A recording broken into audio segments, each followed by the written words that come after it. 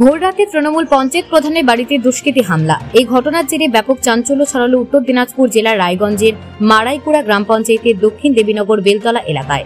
ঘটনায় একজনকে আটক করে তদন্ত শুরু করেছে রায়গঞ্জ থানার পুলিশ। অভিযোগ, ভোররাত থেকে 10 নম্বর মারাইকুড়া গ্রাম পঞ্চায়েতের প্রধান তৃষা প্রামাণিক রায়ের বাড়িতে ঢুকে আসে কয়েকজন দুষ্কৃতী, যারা প্রথমে বোমাগুলি ছোড়ে, শেষে একের পর এক পাথর বৃষ্টি। তাতেই গোটা বাড়ির কাচের জানলা দরজা ভেঙে চুরমার। 10 নম্বর মালয়কুড়া গ্রাম পঞ্চায়েতের প্রধান তৃষা প্রামাণিক জানান, আজকে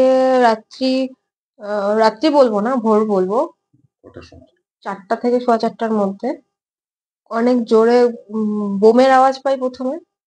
তারপরে কেউ বা কাহারা বড় বড় ইট নিয়ে, মানে আমাদের যেহেতু কাচের বাউন্ডারি, সে কাচের জানালার মধ্যে ক্রমশ হিট করতে থাকে, মানে পাথর ছোড়ে। গুলিরও আওয়াজ পেয়েছি আমি, আর বোমের আওয়াজ তো প্রথমেই পেয়েছি।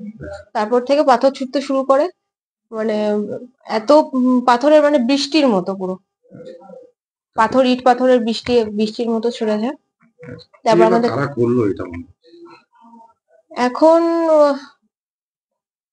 কে বা কারা করেছে সে তো একজনকে তো আমরা দেখতেই পেয়েছি, তাদের নামগুলো হচ্ছে।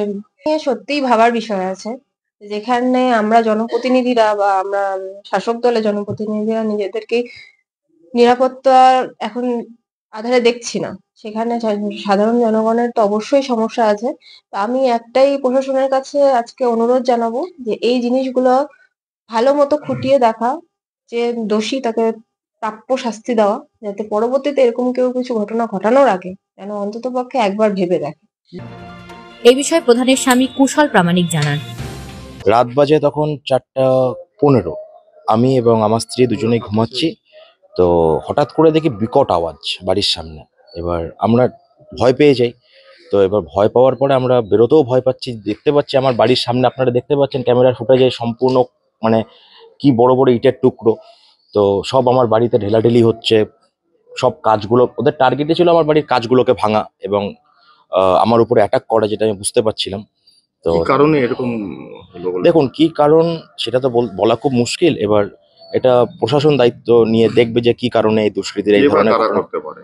আমি যখন বাইরে বেরোলাম, যখন আমি আইসি সাহেবকে ফোন করলাম, আইসি সাহেব পুলিশ পাঠালেন। তো দেন আমি নিচে যখন নামলাম, তখন দেখতে পাচ্ছি যে 3টা ছেলে মদ্যপ অবস্থায় আমার সামনে দিয়ে, মানে আমি বললাম এই ধর ধর ধর ধর, ওরা সঙ্গে সঙ্গে পালিয়ে গেল ওখান থেকে। একজনের নাম রূপ বলে আমি চিনি, একজনের নাম, ওরা কোনো দল টল করে না, এবং আমি কোনো দলীয়ভাবে ওদেরকে কোনোদিন কোথাও দেখিনি। তো রূপ, আর একটা ডাক নাম হচ্ছে রূপ, ভালো নাম আমি ঠিক বলতে পারবো না। আর একটা হচ্ছে ভোলা বলে একজনকে আমি জানি, সে মদ্যপ অবস্থায় ছিল। আর একজন তনয় বলে একজনকে, যাকে আমি দেখতে পেয়েছি আর কি, তারা ভেগে গেল আর কি। আমি পুলিশকেও বললাম ধরতে, পুলিশ ধরতে ধরতে ওরা ভেগে গেল। উত্তর দিনাজপুর থেকে অনুপ জয়সওয়ালের প্রতিবেদন, নিউজ টুডে।